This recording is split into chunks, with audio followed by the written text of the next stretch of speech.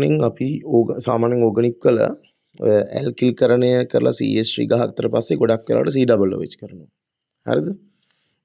COOH කරලා මං අංක 8 ප්‍රතික්‍රියාව වගේ ලියන්නම්. මේ ඕකර ලිතියම් ඇලුමිනියම් හයිඩ්‍රේට් දාලා සාමාන්‍යයෙන් එන එකක්. මේක වෙනස් වෙන්නත් පුළුවන්. ඊට එක ලිතියම් ඇලුමිනියම් හයිඩ්‍රේට් දාලා H+H2 දාලා ගොඩක් වෙලාවට CH2OH කරගන්නවා. හරි, ඊට පස්සේ ඕනනම් මේකට PCC දාලා මේ ඇල්ඩිහයිඩ් හදන්න පුළුවන්. ඒ වගේ ප්‍රතික්‍රියා වලට යන්න පුළුවන්. ඒතර මම මේක 8 කියලා ලියන්නම්. මෙතනත් එහෙමයි. අර අංක 7 ප්‍රතික්‍රියාව ඇසිල්කරණනේ, ෆීල්ඩ් ක්‍රාෆ් ඇසිල්කරණනේ. ඕකෙන් පස්සේ ඕකට සාමාන්‍යයෙන් ඔය මේ කරන්නේ ලිතියම් ඇලුමිනියම්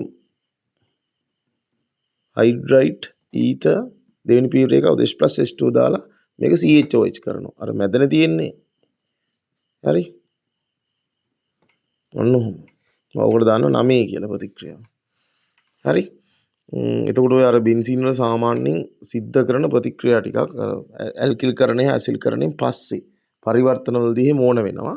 ඇල්කිල්කරණ ඇසිල්කරණයෙන් පස්සේ ඔය පිළිවෙල තමයි වෙන්නේ. හරි නේද? හරි. හරි. අපිට දැන් පොඩි සටහන් ටිකක් ලියා ගන්න තියෙනවා. හරි. අර අමතර කොලේ කියන එකේ මේකයි. හරිද? අපි කලිනුත් ලියාගත්තා.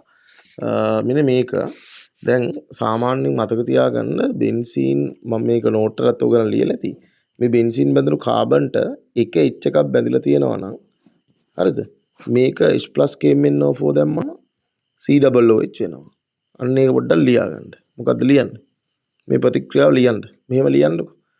මෙහෙම එකක් දාලා H+KMnO4 COOH. ඊට පස්සේ ලියන්න යටින් තරලොකනක් දාලා බෙන්සීන් බැඳුණු කාබන්ට අවම වශයෙන් H පරමාණුවක්වත් බැඳී ඇතනම් ප්‍රබල ඔක්සිකරණයෙන් බෙන්සොයික් අම්ලයක් බවට පත් වේ. ප්‍රබල ඔක්සිකරණයෙන් බෙන්සොයික් අම්ලයක් බවට පත් වේ කියලා ලියා ගන්න. හරි? ඊට පස්සේ ප්‍රතික්‍රියා වර්ග ටික ලියා ගන්න ඕනේ. දැන් මේකේ අංක 1 ප්‍රතික්‍රියාව මේ බෙන්සීන් වල සාමාන්‍ය මෙහෙම ලියමු. හරි, බෙන්සීන් වල සාමාන්‍යයෙන් තියෙන්නේ බෙන්සීන්ට කවුරු හරි බැඳුනොත් එතන වෙන්නේ ඉලෙක්ට්‍රෝෆිලික ආදේශ ප්‍රතික්‍රියාවක්. හරි, ආයෙත් ලියා ගන්න. බෙන්සීන් සිදු කරන්නේ ඉලෙක්ට්‍රෝෆිලික ආදේශ ප්‍රතික්‍රියාවයි. තරලොකනක් දාලා ලියා ගන්න. බෙන්සීන් සිදු කරන්නේ ඉලෙක්ට්‍රෝෆිලික ආදේශ ප්‍රතික්‍රියාවයි. සාමාන්‍යයෙන් මතක තියාගන්න කාබන් කාබන් ද්විත්ව බන්ධන තියෙන සියල්ලම කරන්නේ ඉලෙක්ට්‍රෝෆිලික ප්‍රතික්‍රියා. ඇල්කීන, ඇල්කයින, හරි. ඊට පස්සේ බෙන්සීන්. මේ තුන් දෙනාම කරන්නේ ඉලෙක්ට්‍රෝෆිලික. ඒකෙදි ඇල්කීන, ඇල්කයින ඉලෙක්ට්‍රෝෆිලික ආකලන, බෙන්සීන් ඉලෙක්ට්‍රෝෆිලික ආදේශ. ඒක මතක තියාගන්න. එහෙනම් ලියවනේ බෙන්සීන් සිදු කරන ඉලෙක්ට්‍රෝෆිලික ආදේශ ප්‍රතික්‍රියා. හරි, අංක 1 කියලා දාලා ඕක ඉලෙක්ට්‍රෝෆිලිකය NO2+ එකේ. ඊට පස්සේ අංක 2 හැලජනීකරණයනේ. ඒතර අංක 2 ඉලෙක්ට්‍රෝෆිලිකය Cl+. අංක 5 ඊට පස්සේ ප්‍රතික්‍රියාව. අංක 5 ඉලෙක්ට්‍රෝෆිලිකය මේ CH3+. ඊට පස්සේ අංක 7 කියලා දාලා ඉලෙක්ට්‍රෝෆිලිකය දාන්න CH3 ඔන්නෝම් ප්ලස්. ඔය ටික දැම්මනම් ඇති. 1යි 2යි 5යි 7යි අනිත සාමාන්‍යයෙන් අර බෙන්සීන් වල ප්‍රතික්‍රියා නෙවෙයිනේ. මේ නයිට්‍රෝකරණය මෙතන Cl+ කියලානේ තියෙන්නේ මේ හැලජනීකරණය, මේ ඇල්කිල්කරණය, මේ ඇසිල්කරණය. මේ ප්‍රතික්‍රියා හතරේ ටික තමයි දාන්න ඕනේ. හරි? ඊට අමතරව මෙන්න මේ තරලොකනක් දාලා ලියාගන්න මෙන්න මෙහෙම. හරි?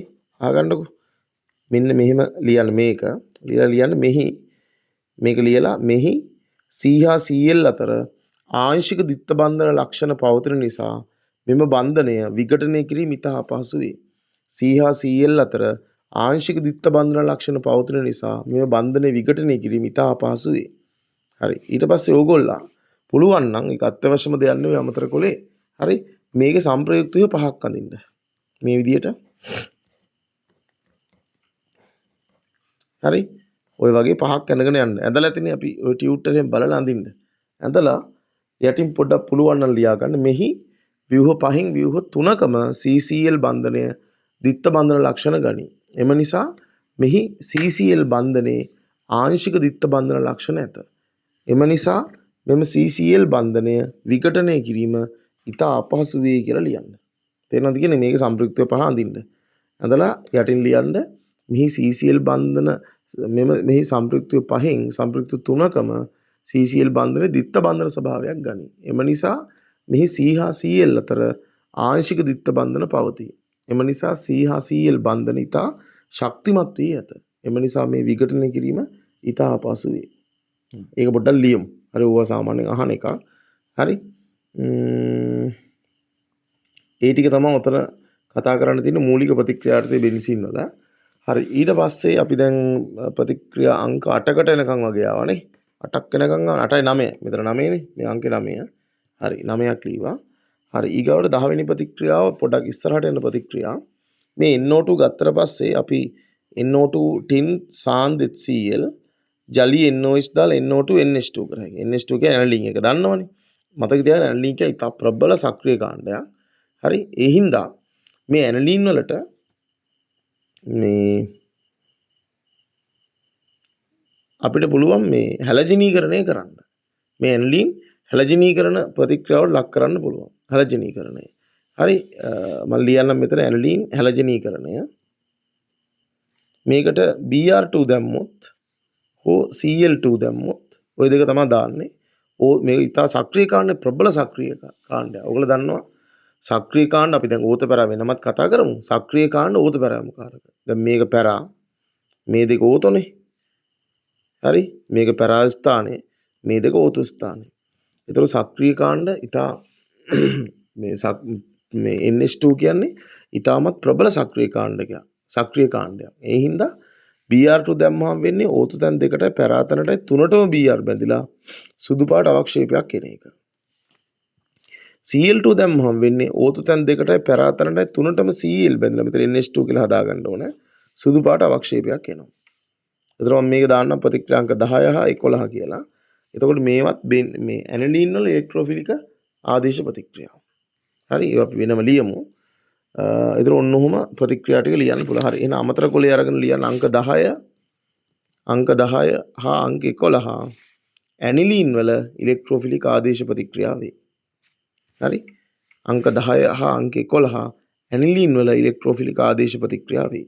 ඇනිලින් වල අංක 10 ඉලෙක්ට්‍රෝෆිලිකය Br+ අංක 11 ඉලෙක්ට්‍රෝෆිලිකය Cl+. එතන අර හඳුනා ගැනීමේ පරීක්ෂාව සුදු පාට අවක්ෂේපයකුත් හම්බ වෙනවා.